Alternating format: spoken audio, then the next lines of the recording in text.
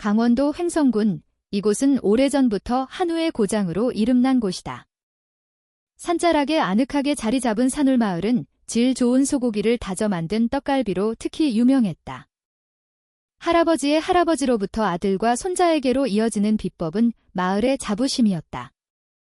매일 아침이면 집집마다 작은 부엌에서 도마를 두드리는 소리가 경쾌하게 울려 퍼졌고 마늘과 간장이 고기와 어우러져 익어가는 고소한 냄새가 마을 공기를 가득 채웠다. 주민들의 삶은 아침 시장의 활기찬 리듬에 맞춰 흘러갔다. 굴뚝에서는 하얀 연기가 피어오르고 아이들은 마당에서 뛰놀며 웃음꽃을 피웠다. 모든 것이 소박하고 따뜻하며 끈끈한 정으로 가득 차 보였다. 박진우는 바로 그 산울마을이 낳은 아들이었다. 33살의 그는 서울에 있는 한 식품회사의 마케팅팀 직원으로 일하고 있었다. 바쁜 도시 생활에도 불구하고 진우는 언제나 가족의 화목을 지키기 위해 애썼다. 그는 아내 이수연, 이제 막 5살이 된 아들 민준, 그리고 아버지 박만식과 함께 꽤나 웅장한 2층짜리 주택에서 살았다. 3대가 한 지붕 아래 사는 삶은 겉보기에는 평온하고 풍족해 보였다. 이수연은 부드럽고 인내심 많은 여자로 알려져 있었다. 이웃마을의 소박한 가정에서 태어난 그녀는 진우와 결혼한 후 성실하게 집안을 돌보고 아이를 교육했다. 매일 아침 누구보다 일찍 일어나 밥을 짓고 남편과 아들의 도시락을 쌌으며 틈틈이 시아버지의 떡갈비 가게에 일을 도왔다. 아직 어린 민주는 유난히 엄마를 따랐다. 해맑은 미소를 지닌 아이는 아버지가 퇴근하고 돌아올 때면 언제나 현관문 앞으로 달려나와 품에 안겼다. 진우에게 행복이란 아내 수연의 미소를 보고 아들 민준의 웃음소리를 들으며 툇마루에 앉아 뜨거운 보리차를 즐기는 아버지의 평온한 모습을 바라보는 것, 그 이상도 이하도 아니었다. 2022년 5월, 진우는 일주일간 서울로 출장을 가게 되었다. 그 출장은 좋은 소식을 안겨주었다. 그는 회사에 사활이 걸린 큰 계약을 성공적으로 체결했고 이는 곧 그의 승진을 약속하는 것이나 다름없었다. 집으로 돌아오는 길, 그는 일부러 서울역 백화점에 들렀다. 아내를 위해 고운 빛깔의 실크 스카프를 사고 아들 민준이 오랫동안 갖고 싶어 하던 변신 로봇 장난감을 샀다. 그의 마음은 그리움으로 가득 차 있었다. 선물을 받고 기뻐할 아내와 아들의 환한 얼굴을 볼 생각에 심장이 부풀어 올랐다. 원주역에서 내려 마을로 들어가는 버스로 갈아탔을 때 진우는 창밖으로 펼쳐진 익숙한 풍경을 보며 깊은 숨을 내쉬었다. 풋풋한 논내음과 집집마다 저녁을 짓는 구수한 된장찌개 냄새가 섞인 시골 공기가 그의 마음을 따뜻하게 만들었다. 그는 버스에서 내려 어릴 적부터 닳도록 걸었던 돌이 깔린 작은 골목길을 빠르게 걸었다. 그의 마음속에는 오직 한 가지 생각뿐이었다. 며칠 만에 만나는 아내와 아들을 힘껏 껴안아주는 것. 그러나 무언가 이상한 느낌에 그의 발걸음이 멈칫했다. 집의 철제 대문이 잠겨있지 않고 반쯤 열려 있었다. 평소 수연은 늘 조심성이 많아 문을 그렇게 열어두는 법이 없었다. 진우는 애써 불안감을 떨치며 명랑한 목소리로 외치며 안으로 들어섰다. 수연아, 민준아. 아빠 왔다. 하지만 아무 대답도 들려오지 않았다. 그의 눈에 들어온 것은 툇마루에 멍하니 앉아있는 아들 민준의 모습뿐이었다. 작은 손에는 조약돌 몇 개가 쥐어져 있었다. 아이의 얼굴은 평소와 달리 어두웠고 슬픔에 잠겨 있었다. 아버지를 보았지만 아이는 잠시 고개를 돌렸을 뿐 평소처럼 달려와 안기지 않고 다시 고개를 푹 숙였다. 진우는 무언가 잘못되었다는 것을 직감했다. 그는 아들에게 다가가 작은 어깨를 감싸 안으며 부드러운 목소리로 물었다. 민준아, 엄마 어디 계셔? 민준은 울음을 꾹 참으며 눈물을 글썽였다. 엄마 갔어. 다른 아저씨 따라갔어. 그 순진한 한마디가 천둥처럼 진우의 심장을 내리쳤다. 온몸이 굳었고 머릿속이 하얗게 비어버렸다. 5살짜리 아이가 어른에게서 듣지 않고서야 그런 말을 할 리가 없었다. 심장이 미친 듯이 뛰는 것을 느끼며 진우는 서둘러 거실로 들어섰다. 그곳에는 아버지 박만식이 평온한 표정으로 앉아 차를 마시고 있었다. 54살의 아버지는 수십 년간 정유기를 해온 탓에 다부진 체격과 검게 그을린 피부, 그리고 거친 손을 가지고 있었다. 그의 옷에서는 희미하게 신선한 고기 냄새가 배어 있었다. 아들이 돌아온 것을 알았지만 그는 잠시 얼굴을 들었을 뿐 시선은 차분하고 무표정했다. 진우는 더듬거리며 물었다. 아버지, 무슨 일이에요? 수연이 어디 갔어요? 민준이가 왜 저런 말을 하는 거예요? 만식은 찻잔을 천천히 내려놓고는 무거운 한숨을 내쉬었다. 진우야, 앉아라. 내가 들어야 할 안 좋은 소식이 있다. 그리고 그는 이야기를 시작했다. 진우가 출장을 떠나고 3일쯤 지났을 때부터 수연이 변하기 시작했다는 것이다. 그녀는 몰래 전화를 자주 받았고 평소보다 화려하게 치장했으며 어딘가 들떠 보였다고 했다. 이틀 전 밤 모두가 잠들었을 때 그녀는 장롱을 열어 현금 500만 원가량을 챙기고 옷 몇 가지를 가방에 넣어 집을 나갔다고 했다. 그리고 아침이 되어도 돌아오지 않았다고. 만식은 씁쓸한 목소리로 말했다. 수연이는 다른 놈이랑 눈 맞아서 도망간 게다. 자식이고 가산이고 다 버리고.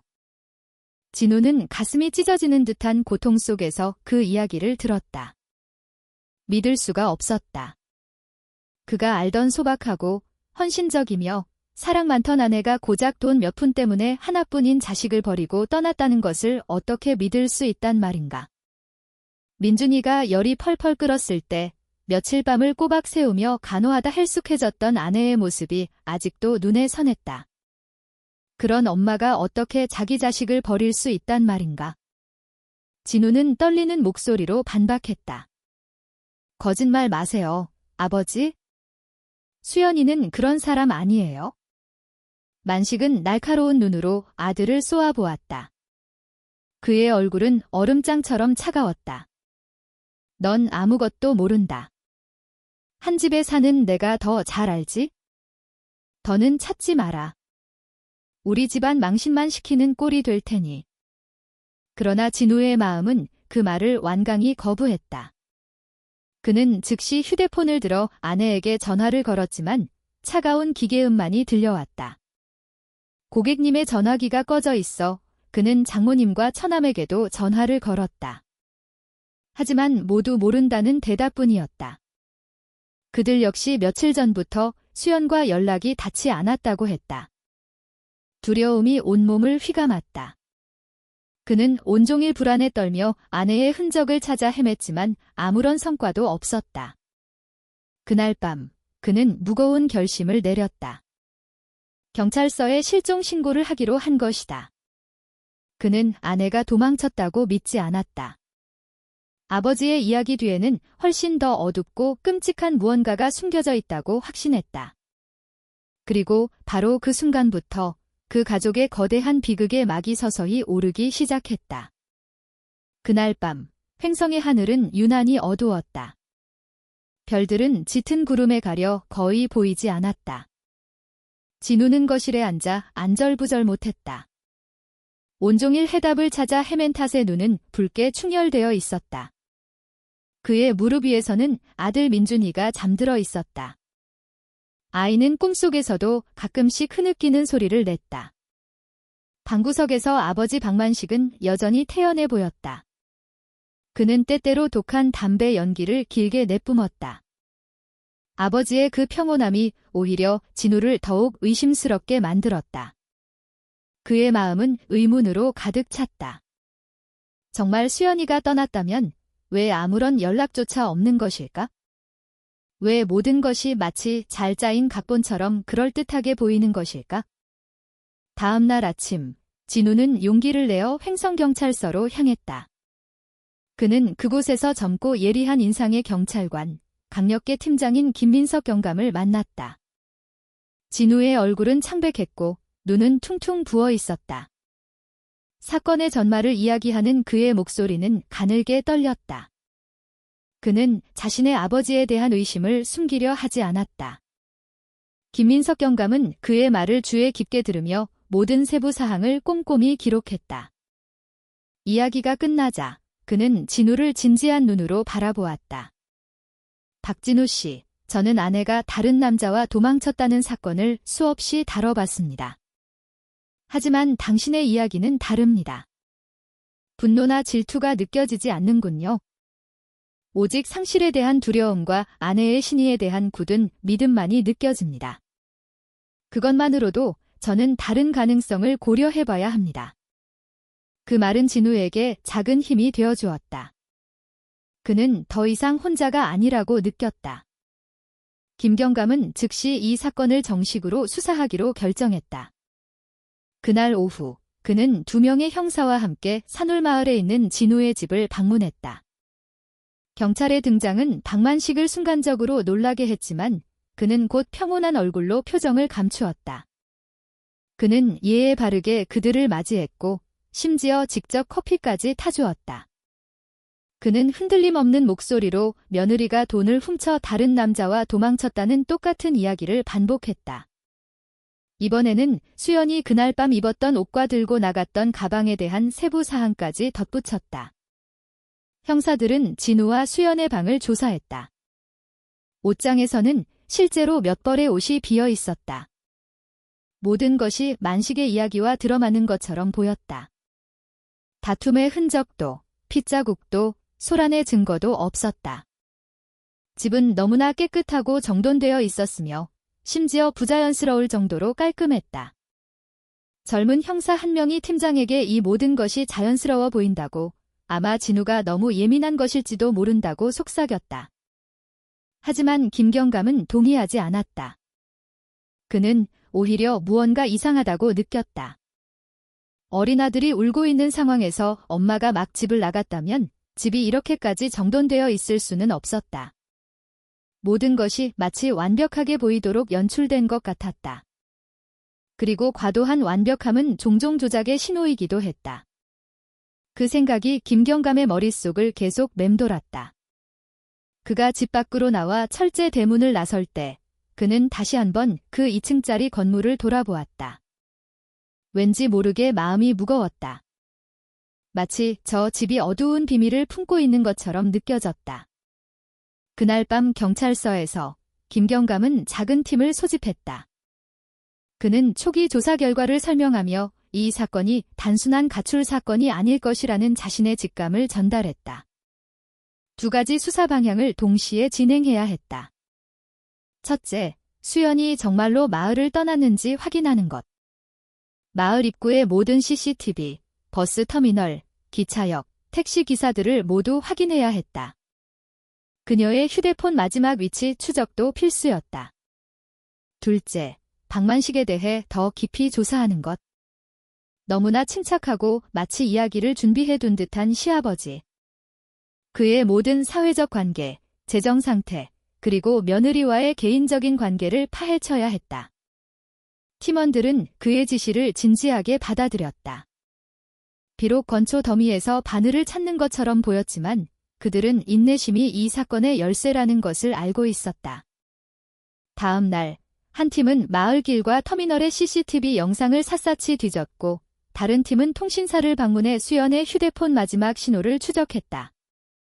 한편 몇몇 형사들은 떡갈비 손님이나 외지 상인으로 위장하여 마을의 식당과 시장에 섞여들었다. 그들은 이웃들로부터 박만식 가족에 대한 이야기를 수집하기 시작했다. 처음 며칠 동안 수집된 정보는 평범해 보였다. 만식은 성실한 호라비로 알려져 있었고 말수는 적지만 이웃과 문제를 일으킨 적은 없었다. 수연과의 관계도 평범해 보였으며 의심스러운 점은 없었다. 그러나 기술적인 수사 경로에서 새로운 희망이 보이기 시작했다. 통신 데이터에 따르면 수연이 집을 나갔다고 알려진 그날 밤, 그녀의 휴대폰은 여전히 집 근처에 있었다. 밤 10시 이후, 신호는 완전히 사라졌다. 먼 곳으로 이동한 기록도, 외부로 전화를 건 기록도 없었다. 휴대폰은 집 근처에서 꺼진 것이다. 또 다른 발견은 진우와 수연이 거래하던 은행에서 나왔다. 그들의 공동 계좌에서는 단 한 푼의 돈도 인출되지 않았다. 잔고는 그대로였다. 만식이 말한 500만 원의 인출 기록은 어디에도 없었다. 이 두 가지 강력한 증거로 인해 시아버지의 이야기는 무너져 내렸다. 그는 며느리가 돈을 가지고 도망쳤다는 동화를 만들어냈지만 돈은 사라지지 않았고 아내는 마을을 떠난 적이 없었다. 회의실에서 김경감은 그 보고서를 암울한 표정으로 응시했다. 분위기는 무겁게 가라앉았다. 모두가 그들이 훨씬 더 심각한 사건에 직면하고 있다는 것을 깨닫기 시작했다. 수연은 도망치지 않았다. 그녀는 범죄의 희생자가 되었을 가능성이 매우 컸다. 그리고 무슨 일이 일어났는지 가장 잘 알 가능성이 있는 사람은 바로 박만식이었다. 하지만 강력한 물증 없이는 그를 직접적으로 비난할 수 없었다. 모든 것은 의심을 사지 않도록 조심스럽게 진행되어야 했다. 진우는 수사 결과를 듣고 만감이 교차했다. 수연의 신의에 대한 자신의 믿음이 옳았다는 사실에 안도했지만 동시에 그의 마음은 산산조각 났다. 만약 수연이 떠나지 않았다면 그녀에게 끔찍한 일이 일어났다는 뜻이었기 때문이다. 진우는 벽에 걸린 결혼 사진을 바라보았다. 눈물이 쉴 새 없이 흘러내렸다. 그는 마음속으로 진실이 하루빨리 밝혀지기를 기도했다. 그 후 며칠은 수사의 전환점이 되었다.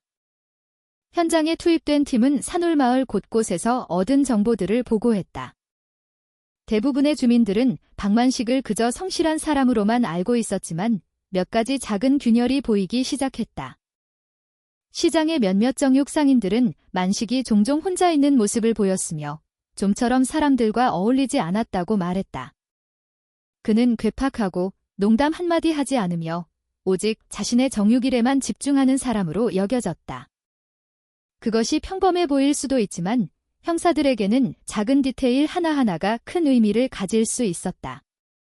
다른 한편 CCTV 영상을 더 깊이 파고든 기술팀은 수연과 비슷한 인상착의의 여성이 그날 밤 마을을 빠져나가는 어떤 대중교통이나 개인 차량에도 타지 않았다는 사실을 발견했다.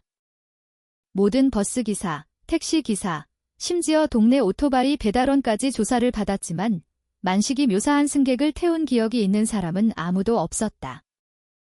이 사실은 의심을 더욱 굳혔다. 그날 밤 김인석 경감은 사무실에 홀로 앉아 생각에 잠겼다. 보고서들이 책상 위에 산더미처럼 쌓여 있었다. 만식의 침착함과 그의 이야기를 정면으로 반박하는 증거들 사이에는 의심스러운 일관성이 있었다. 생각하면 할수록 산울마을의 그 2층 집이 거대한 비밀을 품고 있다는 것이 분명해졌다.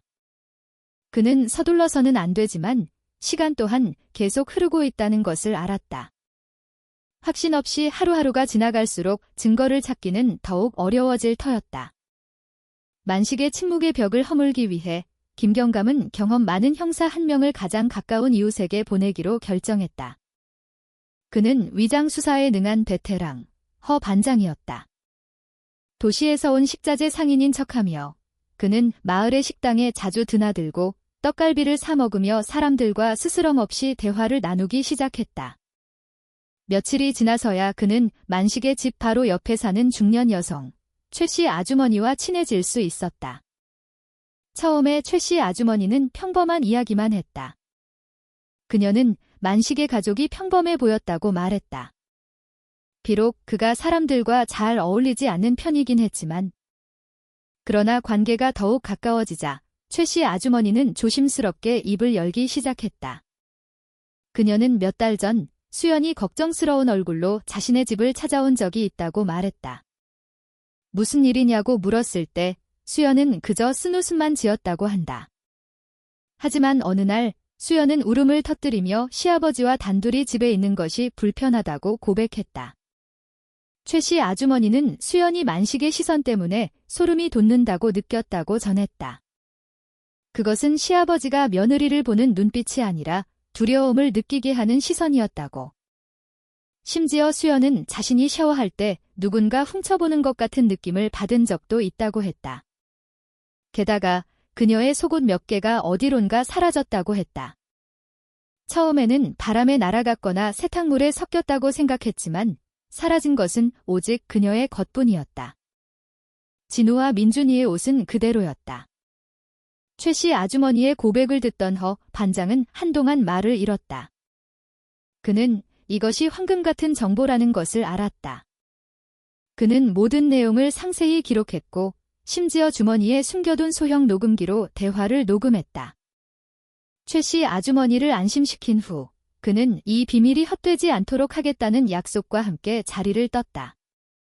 그날 밤 작은 회의실에서 최 씨 아주머니의 목소리가 담긴 녹음 파일이 재생되었다. 모든 형사들이 긴장된 얼굴로 귀를 기울였다. 이웃의 입에서 나온 소박한 말들이야말로 지금까지 숨겨져 있던 어두운 장막을 걷어내는 열쇠였다. 김경감은 두 손을 깍지 꼈다. 그의 눈빛은 날카로웠다.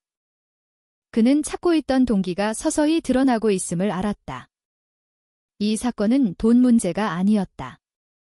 이것은 한 남자가 자신의 며느리에게 품은 금지된 욕망에 관한 것이었다. 진우가 불려와 그 녹음 파일을 들었다. 최 씨 아주머니의 목소리가 흘러나오자 그의 몸이 심하게 떨렸다. 참을 수 없는 눈물이 흘러내렸다. 그는 자신이 그토록 존경했던 아버지가 아내에게 더러운 욕망을 품고 있었다는 것을 상상조차 해본 적이 없었다. 슬픔과 분노가 뒤섞여 진우의 가슴을 짓눌렀다. 그는 애원하는 눈빛으로 김경감을 바라보았다. 제발 수연이를 찾아주세요. 김경감은 진우의 어깨에 손을 얹었다. 우리가 할 수 있는 모든 것을 다하겠습니다. 하지만 명심하세요. 모든 것은 법에 따라 진행되어야 합니다. 우리는 더 강력한 증거가 필요합니다. 그 후 며칠 동안 수사는 더욱 깊어졌다. 과학수사팀이 만식의 집을 다시 한번 정밀 감식하기 위해 호출되었다. 그들은 모든 구석을 샅샅이 뒤지고 마루를 드러내고 벽을 검사했다. 만식의 개인 방에 들어섰을 때 한 젊은 형사가 구석에 있는 낡은 나무 장롱을 발견했다. 그가 장롱 바닥을 두드리자 텅 빈 소리가 났다. 조심스럽게 바닥 판자를 드러내자 숨겨진 작은 공간이 나타났다. 그 안에는 먼지투성이의 낡은 나무 상자가 있었다. 상자를 열었을 때 모두가 공포에 질려 숨을 멈췄다. 수십 벌의 여성 속옷이 그 안에 가지런히 정리되어 있었다. 일부는 여전히 더러운 상태였고 단순한 먼지가 아닌 얼룩들이 선명했다. 현장에 함께 있던 진우는 그 자리에서 주저앉았다. 그는 그중 몇 개가 수연의 것임을 알아보았다. 그 물건들은 최 씨 아주머니의 이야기가 사실이라는 명백한 증거가 되었다. 병들고 뒤틀린 욕망이 오랫동안 만식의 마음속에 자리 잡고 있었던 것이다. 그 발견으로 수사는 새로운 국면을 맞았다. 이제 만식이 어두운 비밀을 품고 있다는 데에는 의심의 여지가 없었다. 다음의 큰 질문은 이것이었다. 그는 수연이 사라진 그날 밤 그녀에게 무슨 짓을 한 것인가? 모두가 진실이 상상했던 것보다 훨씬 더 끔찍할 수 있다는 것을 깨닫기 시작했다. 김경감은 팀원들 앞에 단호한 얼굴로 섰다. 우리는 초기 증거를 확보했다. 다음 임무는 수연 씨를 찾는 것이다. 만약 그녀가 이미 이 세상 사람이 아니라면 우리는 그녀의 존재가 남긴 흔적이라도 찾아야 한다. 그것 없이는 이 사건을 종결할 수 없다. 그날 밤 진우는 멍하니 창밖을 바라보았다. 비가 내린 후 젖은 흙냄새를 실은 시골의 바람이 부드럽게 불어왔다. 하지만 그의 마음속에는 오직 한 가지 감정뿐이었다. 두려움과 비통함이 뒤섞인 감정. 그는 진실을 찾는 여정이 이제 막 시작되었으며 그 길은 가시밭길이 될 것임을 알았다. 그날 아침 횡성경찰서는 다시 분주해졌다. 모든 형사들이 모여 다음 단계를 논의했다. 김민석 경감은 화이트보드 앞에 섰다. 그의 손에는 마커가 들려 있었다. 그는 단호한 목소리로 박만식의 이야기는 명백히 금이 같다고 말했다. 휴대폰 기록, 은행 잔고, 이웃의 증언, 그리고 여성 속옷의 발견은 모두 한 방향을 가리키는 조각들이었다. 그러나 이수연의 생사에 대한 확신 없이는 이 사건을 종결할 수 없었다. 김경감은 만식의 집을 비밀리에 감시하라고 명령했다. 몇몇 팀원들은 행상인이나 떡갈비 손님으로 위장하여 산울마을 주변에 배치되었다. 목표는 만식의 일상적인 움직임을 관찰하는 것이었다. 한편 과학수사팀은 그의 집과 작업장을 다시 한번 정밀 감식하도록 요청받았다. 혈흔 탐지 시약부터 숨겨진 구멍을 찾는 특수 카메라까지 모든 구석을 현대 장비로 검사해야 했다. 만식은 여전히 평온해 보였다. 그는 평소처럼 시장에서 고기를 팔고 떡갈비를 만들었다. 손에 큰 칼을 들고 고기를 자르고 무게를 재고 손님들을 응대했다. 아무 일도 없었다는 듯이. 몇몇 주민들이 사라진 며느리에 대해 물으면 그는 그저 고개를 저으며 그녀가 다른 남자와 도망쳤다고 말했다. 그의 옅은 미소는 사람들로 하여금 적어도 겉으로는 그 말을 믿게 만들었다. 하지만 형사들에게는 그 과도한 평온함이 오히려 의심을 증폭시킬 뿐이었다. 날이 갈수록 실험실 검사 결과들이 계속해서 수집되었다. 기술적인 측면에서 집 바닥에서는 인간의 혈흔이 발견되지 않았다. 수연의 방에서도 다툼의 흔적은 없었다. 모든 것이 깔끔하고 깨끗했다. 갑작스럽게 집을 떠난 집치고는 너무나 깨끗했다.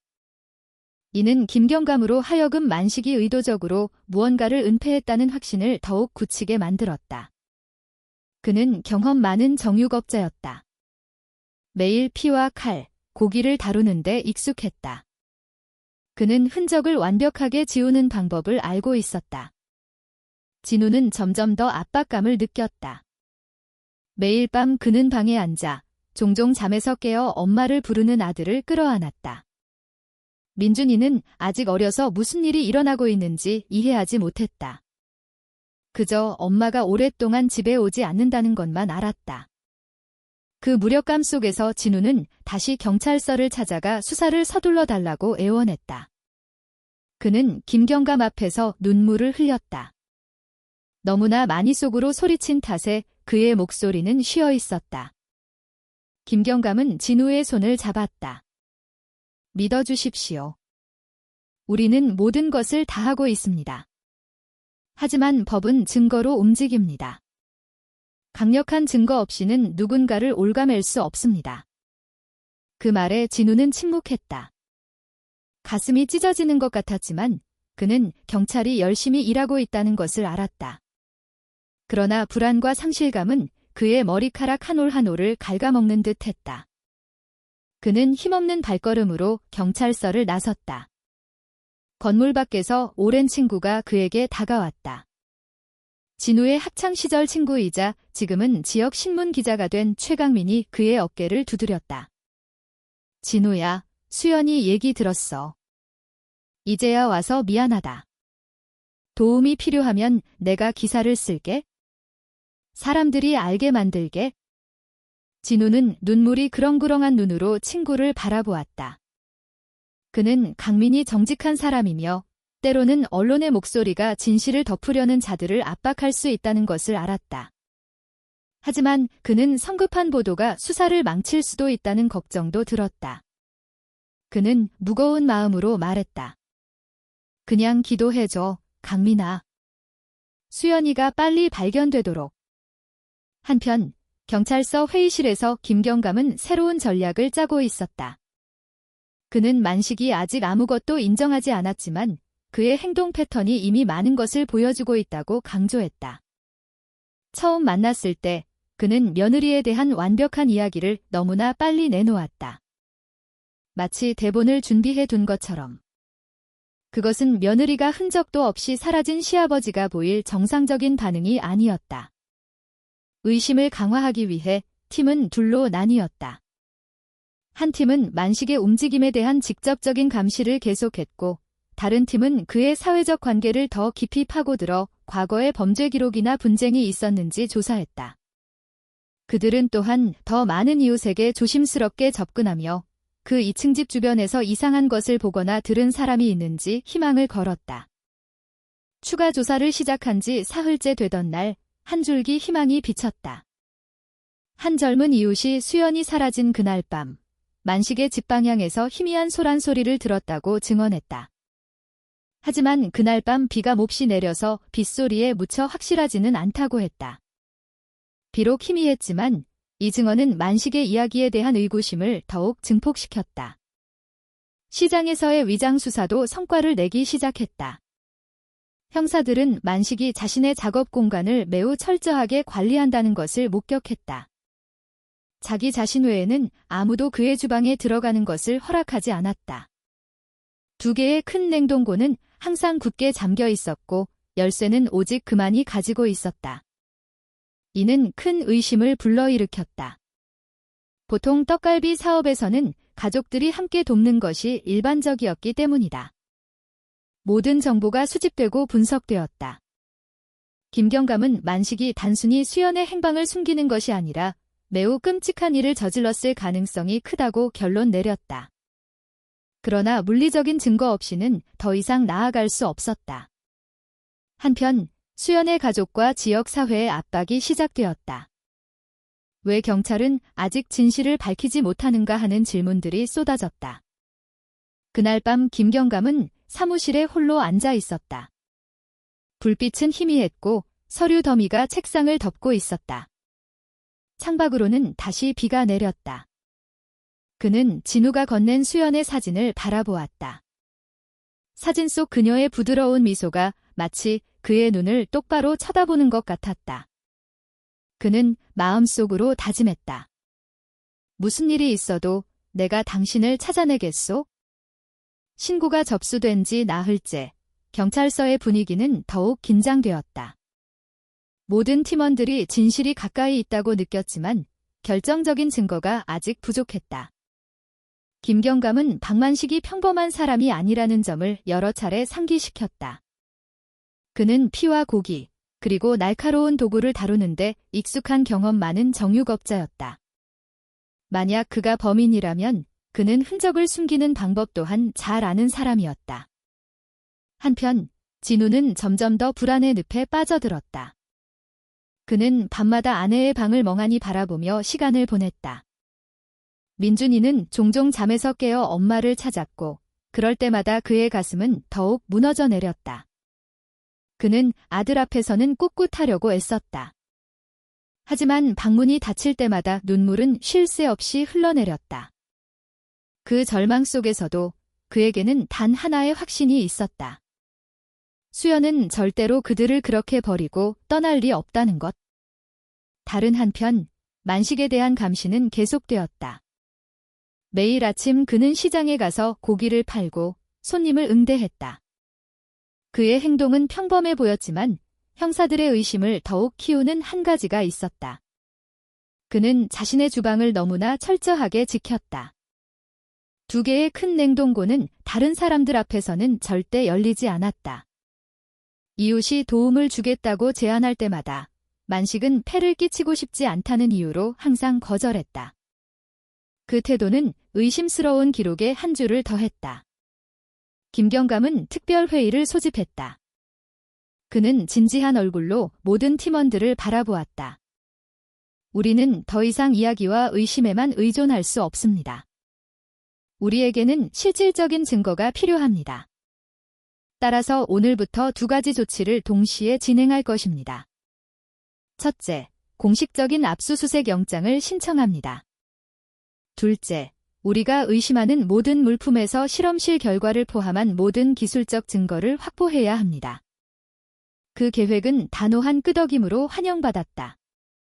모두가 압수수색이 큰 도박이라는 것을 알고 있었다. 성공하면 결정적인 증거를 찾을 수 있겠지만 실패하면 만식은 더욱 경계하게 될 것이고 모든 흔적을 파괴할지도 몰랐다. 다음 날 압수수색 영장 신청서가 준비되었다. 김경감은 수연의 휴대폰이 집에서 꺼졌음을 보여주는 통신 기록, 돈이 사라지지 않았음을 증명하는 은행 기록, 수연의 두려움에 대한 최씨 아주머니의 증언, 그리고 만식의 방에서 발견된 속옷에 이르기까지 모든 보강 증거를 첨부하며 조심스럽게 작성했다. 모든 것이 수십 페이지에 달하는 보고서에 상세히 기술되었다. 결정을 기다리는 동안 팀은 가만히 있지 않았다. 그들은 계속해서 만식의 집 주변을 감시했다. 어느 날 오후, 한 형사는 만식이 큰 비닐봉지를 들고 뒤뜰로 가는 것을 목격했다. 멀리서 확인한 결과 봉지에는 버리려는 소뼈만 들어 있었다. 하지만 이 작은 사건은 한 가지 사실을 분명히 했다. 만식은 흔적을 남기지 않고 동물의 신체 부위를 처리하고 버리는 데 익숙하다는 것. 끔찍한 상상이 형사들의 머릿속을 스쳐 지나갔다. 만약 그 기술을 사람에게도 사용했다면?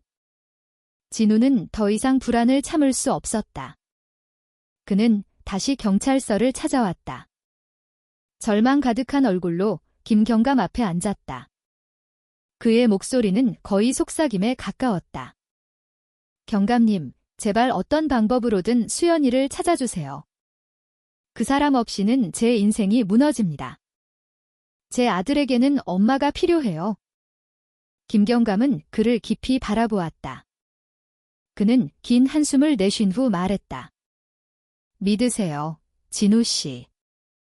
우리는 진실이 밝혀질 때까지 멈추지 않을 겁니다. 하지만 당신에게 한 가지 부탁이 있습니다. 민준이를 위해 강해지세요. 그 아이에게는 이제 당신밖에 없습니다. 그 말에 진우는 고개를 숙였다. 눈물이 바닥으로 떨어졌다. 그는 오직 자신의 강한 마음만이 아들을 지킬 수 있다는 것을 알았다. 그날 밤 중요한 소식이 도착했다. 공식적인 압수수색 영장이 마침내 승인된 것이다. 김경감은 즉시 팀을 소집하여 상세한 계획을 설명했다. 내일 아침 그들은 움직일 것이었다.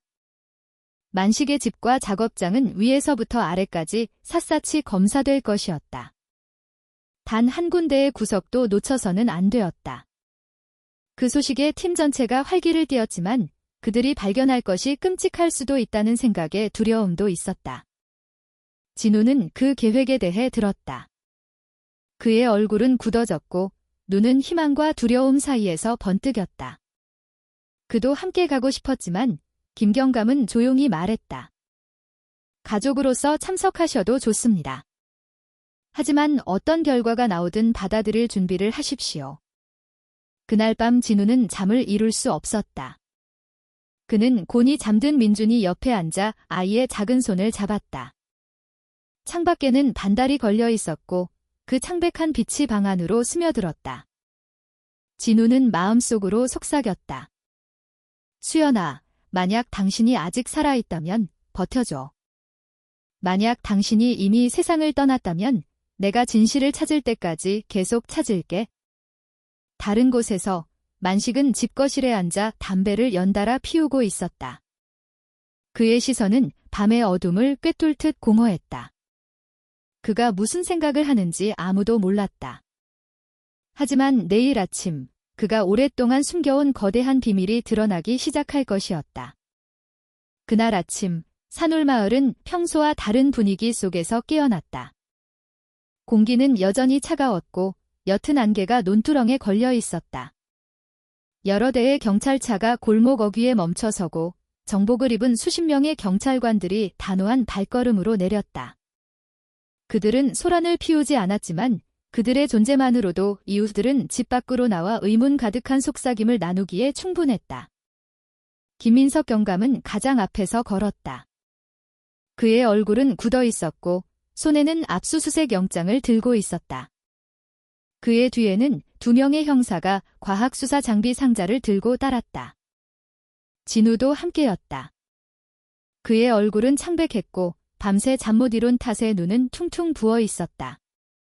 그는 평정심을 유지하려 애썼지만 마음속에서는 희망과 두려움이 격렬하게 충돌하고 있었다. 집 문이 열리자 박만식이 문지방에 서 있었다. 그의 몸은 꼿꼿했고 작업복에는 기름때가 묻어 있었으며 얼굴은 딱딱하게 굳어 있었다. 순간 그의 눈에 놀라움이 스쳤지만 이내 무표정한 미소로 가려졌다. 그는 거친 목소리로 물었다. 아침부터 무슨 소란이요? 김경감은 영장을 들어 보였다. 저희는 박 선생님의 자택과 작업장에 대한 공식적인 압수수색 명령을 받았습니다. 협조해 주시기 바랍니다. 만식은 날카롭게 그를 쳐다보더니 뒤로 물러서며 길을 내주었다. 그러시구려. 난 숨길 것 하나 없는 사람이요. 그의 말은 침착하게 들렸다. 하지만 그의 두 손은 미세하게 떨리고 있었다. 압수수색이 시작되었다. 팀은 여러 부분으로 나뉘었다.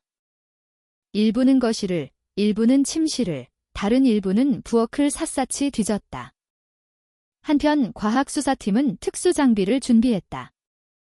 집의 모든 구석이 꼼꼼하게 검사되었고 마루판은 하나씩 두드려졌으며 벽에는 자외선이 비춰졌고 작은 구멍 하나도 놓치지 않았다.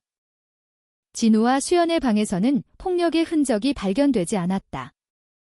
모든 것이 깔끔했고 심지어 너무나 깔끔했다. 옷장에서 몇 벌의 옷이 비어있는 것만이 만식의 이야기와 일치했지만 그 과도한 깔끔함이 김경감의 의심을 더욱 키웠다. 팀이 만식이 평소에 일하던 작업장에 들어섰을 때 분위기가 바뀌었다. 고기와 양념 냄새가 코를 찔렀다.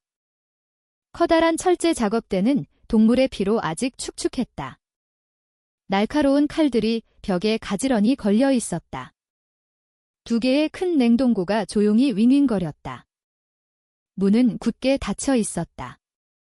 한 형사가 조용히 속삭였다. 정육 작업장치고는 너무 깨끗합니다. 보통은 지방이나 피가 튀어있기 마련인데 여긴 거의 없습니다. 마치 항상 꼼꼼하게 청소하는 것처럼요. 김경감은 그 두 개의 냉동고를 오랫동안 응시했다. 마음이 무겁게 느껴졌다. 그는 냉동기 소리 뒤에 찾고 있던 해답이 숨겨져 있을지도 모른다는 것을 알았다. 그는 단호한 목소리로 명령했다. 냉동고의 모든 내용물을 확보하고 봉인해. 전부 과학수사연구소로 가져간다. 방구석에 서 있던 만식은 불안해 보였다. 그의 얼굴은 여전히 무표정했지만 눈빛은 흔들리고 있었다. 그는 무언가 말하고 싶었지만 입술만 떨릴 뿐 소리는 나오지 않았다. 그것을 본 진우는 그 평온함 뒤에 거대한 비밀이 숨겨져 있다는 것을 더욱 확신했다. 한편 다른 팀은 만식의 개인 방에서 수색을 계속했다. 그 방은 집의 다른 부분과는 매우 달랐다. 어둡고 어수선했으며 담배 연기 냄새가 코를 찔렀다. 옷장과 서랍을 검사한 후 한 젊은 형사가 낡은 장롱 바닥에서 헐거운 나무판을 발견했다. 조심스럽게 판자를 드러내자 숨겨진 작은 공간이 나타났다. 그 안에는 조각된 나무 상자가 있었다. 상자가 열렸을 때 모두가 할 말을 잃었다. 수십 벌의 여성 속옷이 그 안에 가지런히 정리되어 있었다. 일부는 얼룩으로 젖어 있었다. 그것을 본 진우는 그 자리에서 무릎을 꿇었다.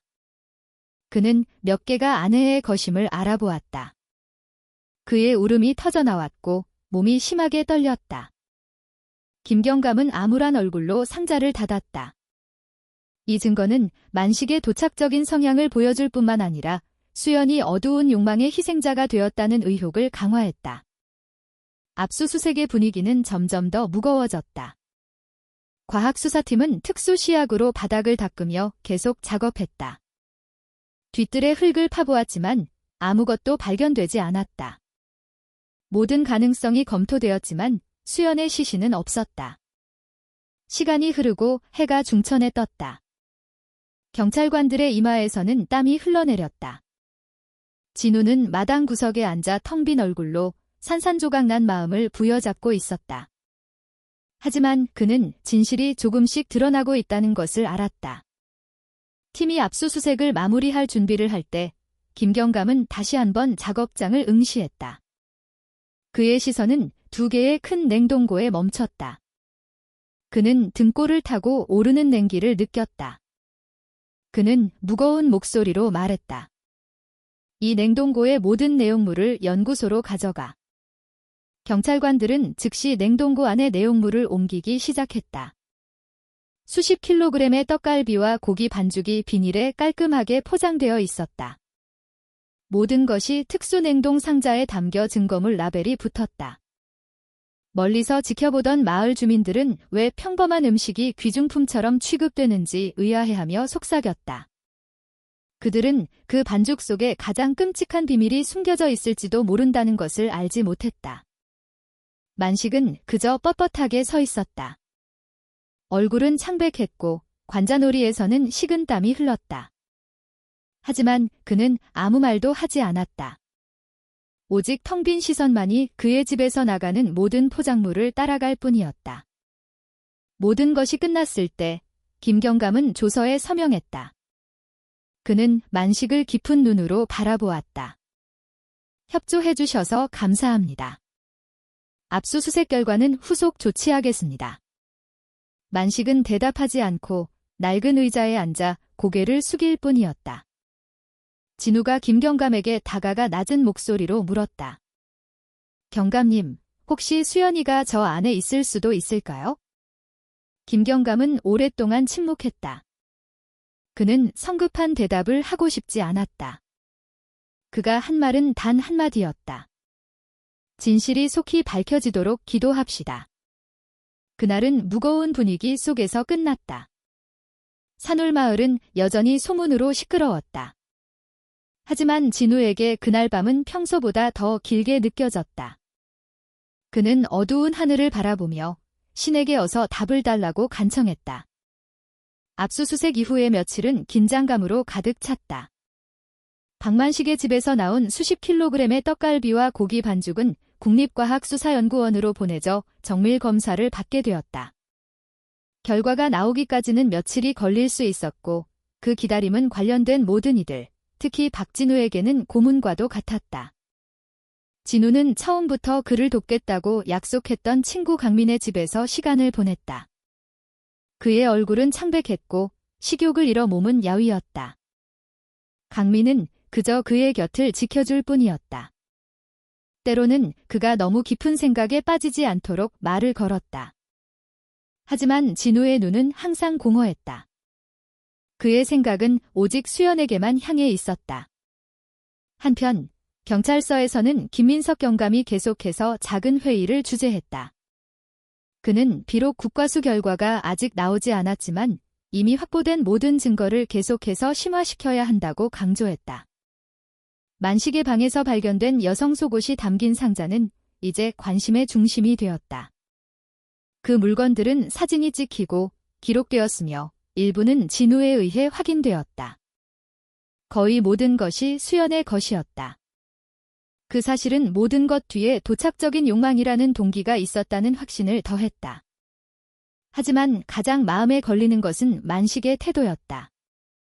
압수수색 날 이후 그는 어떤 저항도 보이지 않았다. 그는 화를 내지도 항의하지도 않고 그저 침묵했다. 그는 여전히 평소처럼 장사를 하며 아무 일도 없었던 것처럼 행동했다. 이웃들이 물으면 그는 여전히 태연하게 며느리가 다른 남자와 도망쳤다고 대답했다. 그는 아무도 그 반대를 증명할 수 없다고 확신하는 듯 보였다. 그 평온함이 오히려 형사들을 두렵게 했다. 김경감은 팀에게 여러 번 말했다. 죄를 짓고도 들키지 않을 것이라고 확신하는 사람이 당황하는 사람보다 더 위험하다. 박만식은 평범한 시골 남자가 아니다. 그는 흔적을 지우는 방법을 아는 정유업자다. 몇몇 팀원들은 절망하기 시작했다. 그들은 피해자의 시신 없이는 아무것도 증명하기 어렵다고 말했지만 김경감은 포기하지 않았다. 그는 현대 과학 수사가 사소해 보이는 것에서도 진실을 밝혀낼 수 있다고 믿었다. 그래서 그는 국과수 결과를 끈기 있게 기다렸다. 마음은 불안했지만 진우는 종종 경찰서에 와서 진행 상황을 물었다. 그가 김경감을 만날 때마다 대답은 항상 같았다. 아직 기다리고 있습니다. 하지만 그 경찰관의 눈빛은 이 수사가 멈추지 않을 것이라는 확신을 주기에 충분했다. 산울마을에서는 소문이 퍼지기 시작했다. 어떤 이들은 수연이 도망쳤다고 믿었다. 또 다른 이들은 조용히 만식을 의심했지만 모두 속삭일 뿐이었다. 누구도 드러내놓고 말하지 못했다. 마을에서 만식의 이름은 너무나 컸다. 그는 과묵하지만 성실한 노인으로 알려져 있었다. 많은 사람들에게 그 딱딱한 얼굴 뒤에 어두운 비밀이 있다는 것을 상상하기 어려웠다. 분위기는 한 형사가 만식의 집에서 새로운 발견을 보고하면서 더욱 긴장되었다. 화장실을 다시 검사하던 중 그는 화장실과 만식의 방을 가르는 나무벽에서 연필심만 한 작은 구멍을 발견했다. 그 구멍을 통해 누군가는 들키지 않고 화장실 안을 선명하게 볼 수 있었다. 이 발견은 만식이 며느리에게 보인 도착적인 행동을 더욱 확증하는 추가 증거로 기록되었다. 그 보고를 들었을 때 진우는 거의 기절할 뻔했다. 그는 자신의 아내가 그동안 자신이 아버지라고 부르던 사람에게 몰래 감시당했다는 것을 상상할 수 없었다. 역겨움과 분노가 하나로 뒤섞였다. 그는 두 손으로 얼굴을 가렸다. 눈물이 쉴 새 없이 흘러내렸다. 김경감은 진우를 진정시켰다. 믿으세요. 이 모든 것이 실제로 무슨 일이 일어났는지 증명하는 열쇠가 될 겁니다. 압수수색 사흘째 되던 날, 마침내 김경감의 사무실 전화벨이 울렸다. 수화기 너머의 목소리는 국립과학수사연구원장이었다. 그의 목소리는 무거웠지만 분명했다. 저희가 보내주신 떡갈비 샘플 일부에 대한 초기 검사를 마쳤습니다. 결과적으로 그 안에 인간의 DNA가 섞여 있는 것으로 나타났습니다. 그 한마디에 방 안은 순식간에 고요해졌다. 김경감은 숨을 참으며 눈을 감았다. 이미 예상은 했지만 그 확답을 듣는 것은 여전히 가슴을 치는 듯 했다. 그는 쉰 목소리로 물었다. 그 DNA가 저희가 보낸 이수연 씨의 머리카락 샘플과 일치합니까? 수화기 너머의 대답은 그의 피를 얼어붙게 만들었다. 네, 일치율은 100%입니다. 김경감은 떨리는 손으로 수화기를 내려놓았다. 그는 이미 기다리고 있던 형사들을 바라보았다. 그는 낮은 목소리로 말했다. 진실은 여기 있었군. 박만식은 단순한 가해자가 아니었어. 그는 상식으로는 상상할 수 없는 짓을 저지른 거야. 그 소식은 즉시 진우에게 전달되었다. 그 소식을 들었을 때 진우의 몸은 바닥으로 무너져 내렸다. 눈물이 폭포수처럼 쏟아졌다. 그는 자신이 사랑했던 아내가 이제 고기 반죽 속의 DNA 조각으로만 남았다는 사실을 받아들일 수 없었다. 그의 울음소리는 비통하게 들렸다. 근처에 있던 민준이는 무슨 일이 일어났는지 이해하지 못한 채 따라 울었다. 김경감은 굳은 얼굴로 일어섰다. 그는 때가 왔다는 것을 알았다. 만식은 더 이상 거짓 이야기 뒤에 숨을 수 없었다. 과학적 증거가 말을 했다. 체포영장을 즉시 준비해야 했다. 그날 밤 팀 전체가 움직였다. 체포영장 서류가 작성되었다. 검찰의 승인 서명이 떨어졌다. 모든 것이 내일 아침의 큰 걸음을 위해 준비되었다. 산울마을의 잿빛 하늘과 함께 새벽이 밝아왔다. 참새들이 논에서 지저귀었다.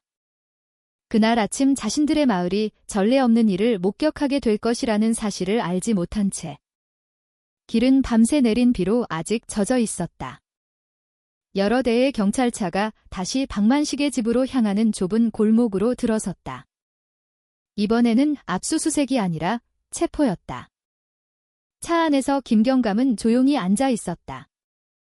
그의 얼굴은 돌처럼 굳어 있었다. 그의 손에는 이미 서명된 공식 구속영장이 들려 있었다. 뒷좌석에는 진우도 함께였다. 그의 얼굴은 여전히 암울했고 눈은 퉁퉁 부어 있었다. 하지만 그 모든 것 뒤에는 진실이 바로 서는 것을 보고자 하는 열망이 있었다. 일행이 집 앞에 멈춰 섰을 때 만식은 작업장에 서 있었다. 그의 손은 능숙하게 고기를 자르고 있었다. 손에 든 큰 칼이 날렵하게 움직였다. 아무런 부담도 없는 것처럼. 몇몇 손님들이 차례를 기다리며 자신들이 마주한 남자가 끔찍한 혐의로 곧 체포될 것이라는 사실을 알지 못했다. 경찰이 다가오는 것을 보자 만식은 순간 멈칫했다. 그의 무표정한 미소는 사라지고 불안 가득한 눈빛으로 바뀌었다. 손에 든 칼이 철제 작업대 위로 떨어지며 날카로운 소리를 냈다. 김경감이 앞으로 나섰다. 그의 목소리는 단호했다. 박만식 씨. 당신을 이수연 씨에 대한 살인 혐의의 유력한 용의자로 체포합니다. 시장의 군중들이 갑자기 소란스러워졌다. 손님들은 서로를 쳐다보았다. 몇몇은 방금 들은 것을 믿을 수 없다는 듯 입을 막았다. 만식은 뻣뻣하게 서 있었다.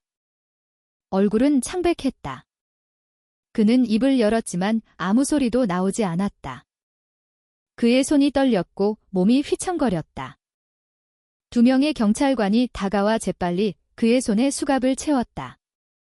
만식은 저항하지 않았다. 그는 그저 고개를 숙였다. 식은땀이 관자놀이를 따라 흘렀다. 조금 떨어진 곳에 서 있던 진우는 눈물 가득한 눈으로 그 광경을 바라보았다.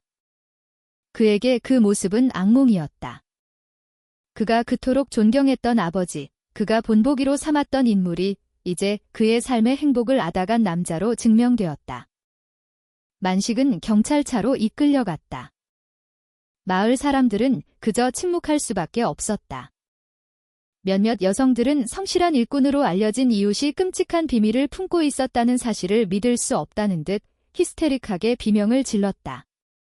경찰서에서 만식은 취조실에 앉아 있었다. 그의 얼굴은 긴장되어 있었고 눈은 붉었지만 입은 여전히 부인하려 애썼다. 그는 며느리가 돈을 가지고 도망쳤다고 완강히 주장했다. 그는 모든 혐의가 모함이라고 소리쳤다. 김경감은 동요하지 않았다. 그는 그저 책상 위에 서류철 하나를 올려놓았다. 그 서류철에는 만식의 집에서 나온 떡갈비에서 수연의 DNA가 발견되었음을 증명하는 국과수 보고서가 들어있었다. 서류철이 천천히 열리고 페이지마다 그에게 보여졌다. 만식은 눈을 크게 뜨고 읽었다. 입술이 떨리고 땀이 쏟아졌다. 마침내 그의 방어선이 무너졌다. 그는 두 손으로 얼굴을 가렸다. 몸이 심하게 떨렸다. 거친 울음이 그의 입에서 터져나왔다. 그것은 후회의 울음이 아니라 자신의 비밀이 탄로 났다는 것을 아는 남자의 울음이었다. 김경감은 차갑게 그를 바라보았다. 전부 말해. 수연 씨에게 무슨 짓을 했나? 만식이 입을 열기까지는 오랜 시간이 걸렸다. 그는 거친 목소리로 처음부터 며느리의 아름다움에 유혹되었다고 고백했다. 수연을 향한 그의 시선은 시아버지의 것이 아니라 그가 억누르고 있던 욕망이었다. 그는 종종 화장실 벽에 작은 구멍으로 훔쳐보았고 심지어 수연의 속옷을 훔쳐 보관하기도 했다. 운명의 그날 밤, 진우가 출장 간 사이 그는 수연에게 접근하려 했다. 하지만 수연은 격렬하게 거부하며 소리치고 저항했다. 발각될 것을 두려워한 만식은 거친 손으로 그녀의 목을 졸랐다. 연약한 수연의 몸은 저항할 수 없었다. 그녀는 쓰러졌고 다시는 일어나지 못했다. 그 후 만식은 정육업자로서의 기술을 이용해 흔적을 지웠다. 그는 수연의 시신을 토막내고 소고기와 섞어 떡갈비로 만들었다. 남은 뼈는 분쇄기로 갈아 가축 사료에 섞어버렸다. 그 고백에 참석한 모든 형사들은 침묵했다. 이미 예상은 했지만 가해자의 입에서 직접 듣는 것은 여전히 소름 끼치는 일이었다. 옆방에서 확성기를 통해 모든 말을 듣고 있던 진우의 몸은 무너져 내렸고 참을 수 없는 울음이 터져나왔다. 그를 위로하던 강민은 그저 친구를 힘껏 껴안아줄 뿐이었다. 한편 김경감은 서류를 덮었다. 그의 얼굴은 굳어 있었다. 박만식, 당신의 행위는 인간성의 한계를 넘어섰다. 법은 당신에게 가장 무거운 벌을 내릴 것이다. 만식은 그저 흐느낄 뿐 더 이상 부인할 힘도 없었다. 취조실 밖, 밤은 조용히 내렸다. 산울마을은 체포 소식으로 여전히 떠들썩했다. 주민들에게 이 모든 것은 때로는 괴물이 멀리서 오는 것이 아니라 매일 보고 인사하는 사람에게서 온다는 쓰라린 교훈이었다. 진우는 그날 밤 친구의 집으로 힘없이 돌아왔다. 민준이는 그의 품에서 잠들어 방금 무슨 일이 일어났는지 알지 못했다. 그는 마음속으로 속삭였다. 수연아, 마침내 진실이 밝혀졌어. 나는 부서졌지만 당신에 대한 사랑으로 민준이를 지키겠다고 약속할게. 박만식의 체포는 수사의 큰 전환점이 되었다. 비록 그가 범행을 자백했지만 김민석 경감은 자백만으로는 법정에서 충분하지 않다고 강조했다. 따라서 모든 국과수 결과와 증거물들을 법정에서 그를 옭아맬 수 있도록 깔끔하게 정리해야 했다. 다음 날 횡성경찰서는 매우 분주했다. 과학수사팀은 모든 증거물을 다시 검토했다. 냉동고에서 발견된 떡갈비는 하나하나 검사되었고 DNA 결과는 수연의 머리카락 샘플과 다시 비교되었다. 결과는 일관되었다. 모든 것이 수연의 DNA와 동일한 인간 DNA의 존재를 가리켰다. 김경감은 회의실에서 사건의 흐름이 어지럽게 그려진 화이트보드를 바라보며 서 있었다. 그는 박만식과 디수연이라는 단어를 잇는 굵은 선을 가리켰다. 그는 단호한 목소리로 말했다. 증거는 명백합니다.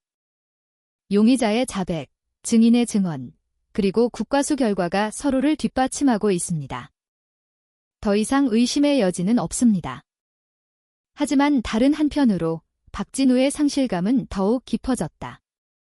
그는 아내의 시신이 온전하게 발견될 수 없다는 사실을 비로소 실감하게 되었다. 모든 것이 그가 그저 음식이라고만 생각했던 반죽 속에 섞여버린 것이다. 그날 아침, 그는 친구 강민의 집 툇마루에 앉아 넓게 펼쳐진 푸른 논을 바라보았다. 눈물이 쉴 새 없이 흘러내렸다. 강민이 다가와 그의 옆에 앉았다. 진우야, 힘든 거 알아. 하지만 넌 계속 서 있어야 해. 민준이에게는 강한 아빠가 필요해. 진우는 고개를 돌렸다.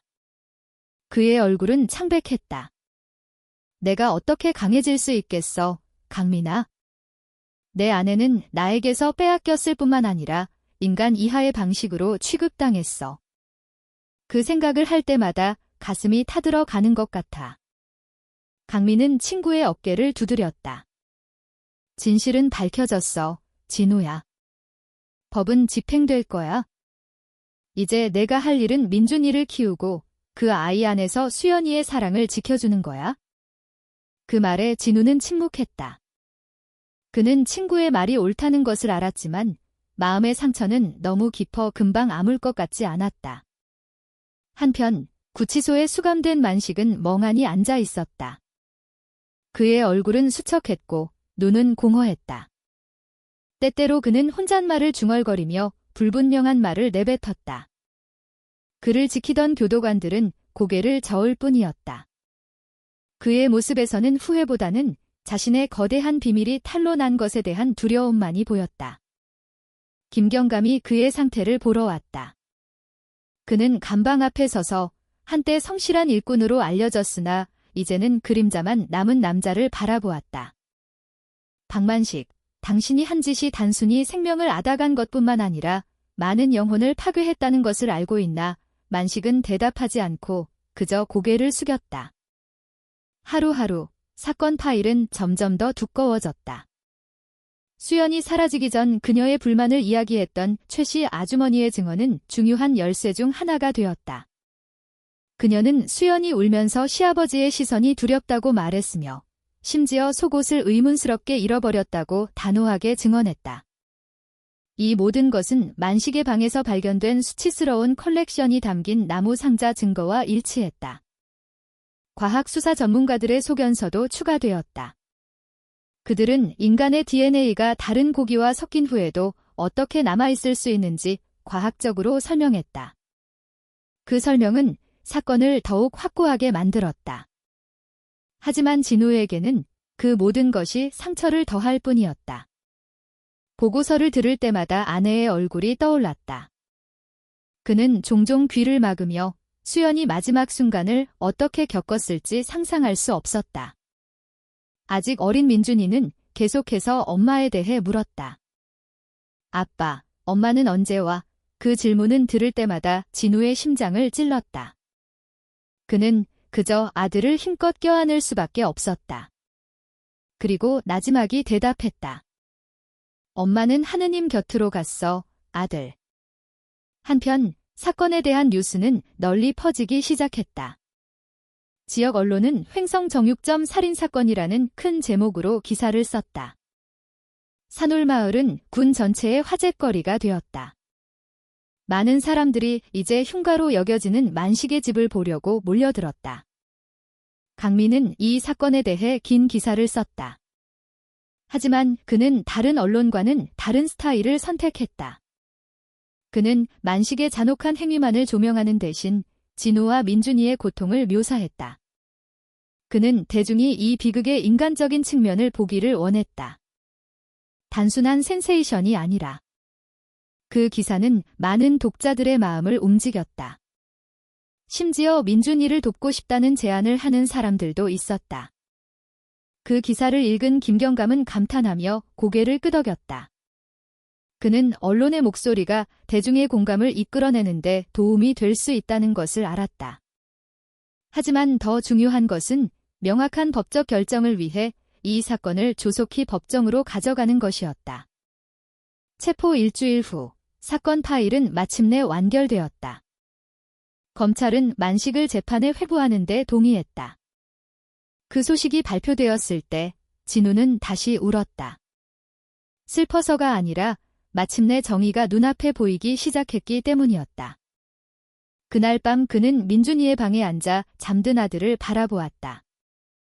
그는 나지막이 속삭였다. 수연아, 봐. 진실이 바로 서기 시작했어. 내가 당신을 되돌릴 수는 없겠지만 당신을 앗아간 그 사람이 죗값을 치르도록 할게. 재판일이 다가왔다. 박만식의 체포 소식은 강원도 전역으로 퍼져나갔다. 언론은 이 사건을 가장 끔찍한 가족 비극 중 하나로 꼽으며 장황하게 보도했다. 평소 조용하던 산울마을은 이제 만식의 집을 구경하러 온 외지인들로 항상 붐볐다. 마치 그 집이 범죄의 기념비가 된 것처럼. 그 소란 속에서 박진우는 꿋꿋하게 하루하루를 보내려 애썼다. 그는 아들이 사람들의 수군거림을 계속 듣지 않도록 민준이를 데리고 종종 논길을 걸었다. 하지만 아무리 애써도 아이는 종종 순진하게 물었다. 아빠, 엄마는 언제 와? 그 간단한 질문은 들을 때마다 칼날처럼 그의 심장을 찔렀다. 다른 한편, 형사들은 사건 파일을 완벽하게 만들기 위해 계속해서 일했다. 김경감은 증인들의 증언을 강화해야 한다고 강조했다. 그는 다시 한번 최 씨 아주머니를 만났다. 수연이 속마음을 털어놓았던 이유. 그 여성은 떨리는 목소리로 수연이 자신의 집에서 울었던 이야기, 시아버지의 시선에 두려워했던 이야기, 심지어 샤워할 때 누군가 훔쳐보는 것 같다고 느꼈던 이야기를 반복했다. 김경감은 모든 세부 사항을 기록했다. 최 씨 아주머니의 증언은 수연이 사라지기 전에 실제로 압박을 받고 있었다는 것을 뒷받침했다. 그 외에도 몇몇 다른 이웃들도 증언을 제공했다. 그들은 만식이 며느리의 방 앞에서 오랫동안 서 있는 것을 보거나 수연이 살해된 것으로 추정되는 밤에 소란스러운 소리를 들었다고 했다. 비록 희미했지만 모든 이야기는 서로를 보완하는 조각들이었다. 만식 자신은 여전히 구치소에 있었다. 그는 거의 말을 하지 않았고 기회가 주어지면 담배를 피우며 고개를 숙이는 일이 잦았다. 때때로 그는 자신의 행동에 대한 변명을 찾으려는 듯 혼잣말을 중얼거렸다. 하지만 형사들이 올 때마다 그는 자신의 자백이 기록된 조서에 서명해야 했다. 김경감이 한 번은 그의 감방에 들어갔다. 그는 만식과 마주보고 의자에 앉았다. 그는 차가운 목소리로 말했다. 법정에서 부인하려 할 수도 있겠지? 하지만 과학적 증거는 거스를 수 없어. DNA는 거짓말을 하지 않으니까 이만식은 그저 침묵했고 그의 얼굴에는 아무런 표정도 없었다.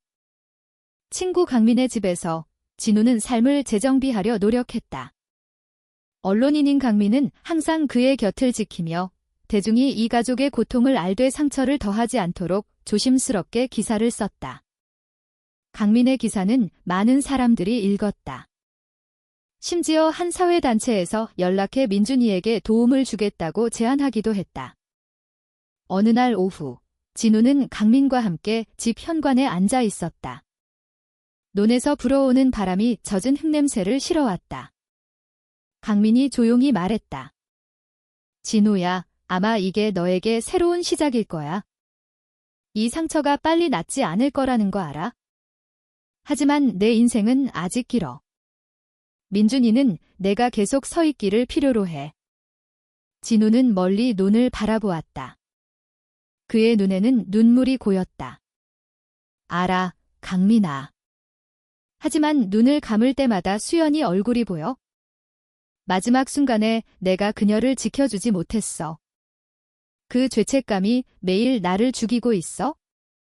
강민은 그의 어깨를 두드렸다. 내 자신을 탓하지 마. 잘못한 건 오직 박만식뿐이야.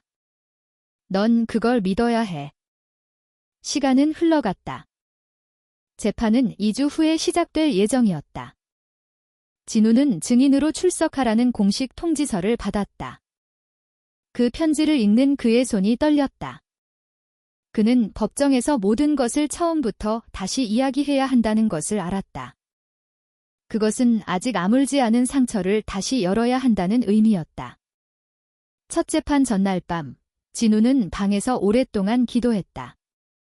민준이는 깊이 잠들어 있었다. 그는 무릎을 꿇고 창밖의 어두운 하늘을 바라보았다. 하느님, 저에게 힘을 주세요. 제 아내를 위해 목소리를 내야 할 때 쓰러지지 않게 해주세요. 진실이 굳건히 서게 해주세요. 다른 한편, 김경감도 준비를 하고 있었다. 그는 이 사건이 전국적인 주목을 받을 것이라는 것을 알았다. 그는 팀에게 모든 증거가 깔끔하게 정리되어야 한다고 강조했다. 사진들, 압수수색 결과물, 국과수 보고서, 이웃들의 증언, 그리고 그 역겨운 속옷이 담긴 나무 상자까지. 모든 것이 법정에서 제시될 준비가 되어 있어야 했다. 산울마을의 분위기는 점점 더 무거워졌다. 많은 주민들이 만식의 가족을 멀리하기 시작했다. 그가 한때 가졌던 좋은 평판은 순식간에 무너졌다. 그 2층 집은 이제 텅 비고 조용했으며 경찰 통제선만이 지키고 있었다. 몇몇 젊은이들은 그 집이 귀신 들렸다고 속삭였다. 한편 민준이는 계속해서 엄마에 대해 물었다. 진우는 마침내 간단한 언어로 솔직하게 말하기로 했다. 엄마는 하느님 곁으로 갔어, 아들. 다시 돌아오지는 않지만 항상 저 위에서 우리를 보고 계셔. 민준이는 동그란 눈으로 듣고는 아빠를 꼭 껴안았다. 아빠, 나 버리지 마. 그 말에 진우는 조용히 울었다. 하루하루가 지났다. 마침내 재판일이 다가왔다. 진우는 그 순간들이 그가 마주해야 할 쓰라린 현실을 향한 카운트다운처럼 느껴졌다. 하지만 마음 깊은 곳에서 그는 오직 그 방법만이 수연이 정의를 얻을 수 있는 길이라는 것을 알았다. 마침내 재판날이 밝았다. 춘천지방법원은 아침부터 사람들로 가득 찼다. 카메라와 수첩을 든 기자들이 문 앞에서 강원도 전체의 이목을 끈 사건을 취재할 기회를 노리며 북적였다. 경찰은 법적 절차가 방해 없이 원활하게 진행되도록 삼엄한 경비를 섰다. 박진우는 친구 강민과 함께 일찍 도착했다. 그의 얼굴은 창백했고 몸은 야위어 보였다. 그의 손에는 이수연의 사진이 굳게 쥐어져 있었다. 마치 그 사진이 힘의 원천인 것처럼. 민준이는 이 쓰라린 현실을 목격하기에는 너무 어려서 데려오지 않았다.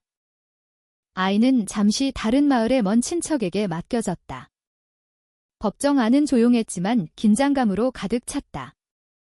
판사들이 높은 자리에 앉았다. 검사는 서류를 준비했다. 한편 박만식의 변호사는 책상 위에 문서를 정리했다. 만식이 수갑을 찬 채로 끌려 들어왔을 때 방 안의 모든 사람들이 숨을 죽였다. 만식은 한때 강인한 정육업자로 알려졌던 모습과는 사뭇 달랐다. 그의 몸은 이제 야위었고 얼굴은 수척했으며 머리는 헝클어졌지만 그의 눈은 여전히 단호함을 보이려 애썼다. 마치 자신이 버틸 수 있다고 스스로를 설득하려는 것처럼. 검사가 기소장을 낭독하며 재판을 시작했다. 그의 단호한 목소리가 방 안에 울려 퍼졌다. 피고인 박만식은 며느리 이수연에 대한 계획적 살인 혐의로 기소되었습니다. 또한 피고인은 성추행, 피해자의 개인 물품 절도, 그리고 비인간적인 방법으로 증거를 인멸하려 한 혐의도 입증되었습니다. 낭독되는 모든 문장에 진우는 더욱 고개를 숙였다. 눈물이 흘렀다. 그는 아내의 사진을 굳게 쥐며 마치 수연이 옆에 있는 것처럼 느꼈다. 증인들이 소환될 차례였다. 최 씨 아주머니가 긴장된 얼굴로 법정에 들어섰다. 그녀는 수연이 종종 자신에게 속마음을 털어놓았으며 시아버지의 시선에 두려움과 불편함을 느꼈다고 증언했다. 그녀는 또한 수연이 어떻게 의문스럽게 속옷을 잃어버렸는지에 대해서도 이야기했다. 그녀의 목소리는 떨렸지만 단호했다. 그 후 진우가 소환되었다. 그는 무거운 발걸음으로 앞으로 나아갔다. 모든 시선이 그에게 쏠렸다. 그는 쉰 목소리로 출장에서 돌아온 날 아내가 사라진 것을 발견하고 아버지가 수연이 돈을 가지고 도망쳤다고 말한 이야기를 전했다. 그는 아내가 그런 여자가 아니라고 단언했다. 진우가 말하는 동안 만식은 고개를 숙였다. 항의도 반박도 없었다. 그저 가끔씩 긴 한숨을 내쉴 뿐이었다. 검사는 이어서 증거물들을 제시했다. 속옷이 담긴 나무 상자, 떡갈비 반죽에서 나온 DNA 국과수 결과, 압수수색 결과 사진들. 모든 것이 명확하게 제시되었다. 모든 증거는 만식이 유죄라는 확신을 더했다. 나무 상자가 법정에서 열렸을 때 참석자들 사이에서 속삭임과 흐느낌이 들렸다. 진우는 참아볼 수 없어 손으로 얼굴을 가렸다. 판사는 만식을 날카롭게 쳐다보며 의견을 말하고 싶은지 물었다. 만식은 그저 나지막이 속삭였다. 제가 미쳤었나 봅니다. 재판은 만식의 변호사의 변론으로 계속되었다. 그들은 심리적 압박과 정신장애를 이유로 형량을 줄이려 애썼다. 하지만 검사는 이 행위가 완전한 의식하에 계획적으로 이루어졌으며 용서받을 수 없다고 단호하게 반박했다. 그날 재판은 재판부가 수기할 시간을 갖기 위해 휴정되었다.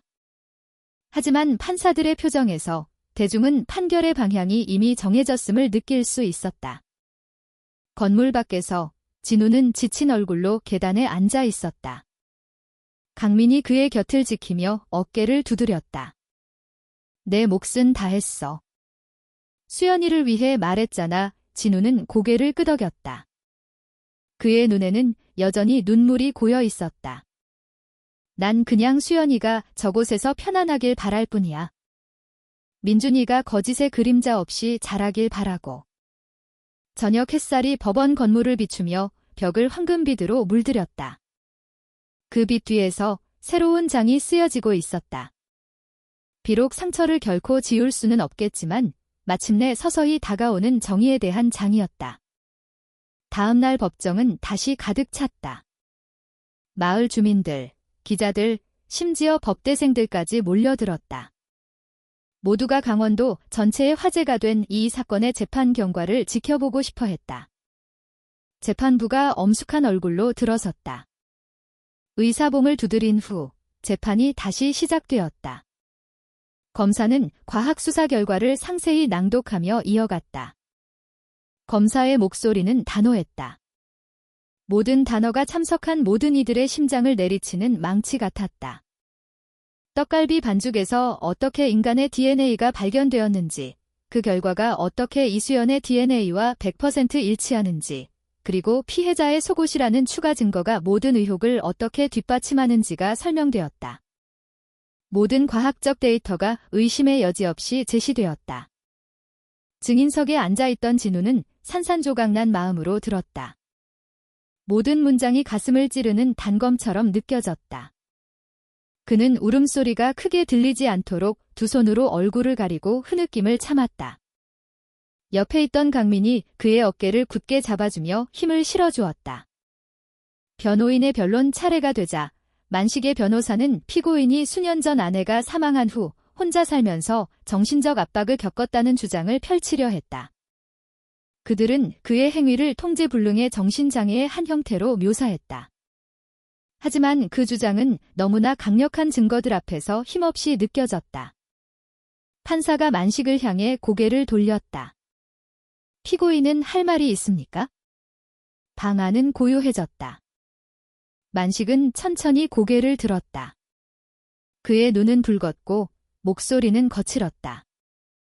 제가 귀신에 씌었었나 봅니다. 재판장님. 그날 밤 무슨 악마가 저를 덮쳤는지 모르겠습니다. 그는 흐느끼기 시작했다. 하지만 그 울음은 동정심을 불러일으키지 못했다. 오히려 많은 사람들이 자신의 혈육을 해친 남자의 고백에 공포를 느끼며 고개를 숙였다. 진우는 눈물 가득한 눈으로 그를 바라보았다. 마음속으로는 소리치고 싶었지만 입술은 굳게 닫혀 있었다. 그에게는 더 이상 용서라는 단어는 없었다. 재판부는 그날 재판을 마치며 판결은 다음 주에 선고될 것이라고 밝혔다. 그 결정에 모든 사람의 심장이 세차게 뛰었다. 그날 밤, 진우는 친구의 집으로 돌아갔다. 힘없는 발걸음으로 들어서자 민준이가 달려와 그의 다리를 껴안았다. 아빠, 엄마 언제 와? 진우는 무릎을 꿇고 아들을 힘껏 껴안았다. 눈물이 하염없이 흘렀다. 그는 나지막이 속삭였다. 엄마는 하느님 곁으로 갔어, 아들. 다시 돌아오지는 않지만 항상 저 위에서 우리를 보고 계셔. 그 광경을 본 강민은 말없이 서 있었다. 그는 친구가 엄청난 짐을 지고 있다는 것을 알았다. 시간은 흘러 마침내 판결의 날이 왔다. 법원은 다시 한번 인산인해를 이루었다. 박만식이 법정으로 들어섰을 때 그의 얼굴은 모든 희망을 잃은 듯 잿빛이었다. 그는 피고인석에 앉아 고개를 숙였다. 진우는 증인석에서 숨죽이며 그 순간을 기다렸다. 재판장이 자리에서 일어섰다. 방 안의 모든 소음이 멎었다. 재판장의 목소리가 법정 전체에 울려 퍼졌다. 피고인 박만식의 행위는 인간의 존엄성을 짓밟은 반인륜적 범죄이며 사회로부터 영원히 격리될 필요가 있다고 판단됩니다. 이에 재판부는 피고인 박만식에게 무기징역을 선고합니다. 망치 소리가 3번 울렸다. 그 순간 진우는 눈을 감았다. 뜨거운 눈물이 뺨을 타고 흘러내렸다. 슬픔의 눈물이 아니었다. 그것은 길고 어두운 터널의 끝에서 마침내 한 줄기 빛을 본 안도의 눈물이었다. 만식은 아무런 저항 없이 교도관들에게 끌려나갔다. 그의 뒷모습은 한때 가족이었던 모든 것을 파괴한 한 남자의 초라한 종말이었다. 법정 밖은 눈부신 햇살이 쏟아지고 있었다. 기자들이 진우에게 몰려들었다. 이번 판결에 대해 하실 말씀이 있으신가요? 한 기자가 물었다. 진우는 카메라를 똑바로 바라보았다. 그의 목소리는 부드러웠지만 깊은 의미를 담고 있었다. 저는 단지 한 가지를 말하고 싶습니다. 헌신적인 아내의 사랑을 결코 얕보지 마십시오. 육체의 상처는 아물 수 있지만 배신당한 마음의 상처는 훨씬 더 깊습니다. 이 사건이 교훈이 되어 다시는 어떤 여성도 제가 겪은 일을 겪지 않기를 바랍니다. 그의 말에 많은 이들이 침묵했다. 오랜만에 진우는 진심 어린 미소를 지었다. 그는 머리 위에 푸른 하늘을 올려다보았다. 그의 미래는 상처투성이지만 이제 그의 길은 새로운 희망의 빛으로 밝혀져 있음을 확신했다. 판결 이후의 날들은 산울마을에 다른 공기를 가져왔다. 아침 공기는 이제 안도의 대화로 채워졌다. 진우는 천천히 새로운 삶을 시작했다. 그는 작은 식당을 열었다. 손님에게 건넨 그의 첫 미소는 많은 이들의 마음을 울렸다. 사람들은 마음이 일어서기로 선택한다면 육체적, 정신적 상처가 치유될 수 있다는 것을 보았다. 때때로 진우는 목숨을 잃을 뻔했던 그 숲 가장자리로 걸어가곤 했다. 그는 만식이 구덩이를 팠던 그 자리 근처에 서서 마음속으로 기도했다. 당신을 용서합니다. 당신을 위해서가 아니라 나 자신을 위해서. 나는 증오를 품고 살고 싶지 않습니다. 시간이 흐르면서 산울마을은 다시 평온을 되찾았다. 하지만 수연의 이야기는 입에서 입으로 전해지는 교훈으로 남았다. 아이들에게는 무서운 이야기로, 어른들에게는 경고로, 그리고 노인들에게는 탐욕이 인간을 어떤 짐승보다 더 잔인하게 만들 수 있다는 증거로 기억되었다. 진우 자신은 다시는 눈물로 과거를 돌아보지 않았다. 그는 자신의 삶이 상처로 가득하다는 것을 알았지만 더 강해질 기회를 얻었다는 것 또한 알았다.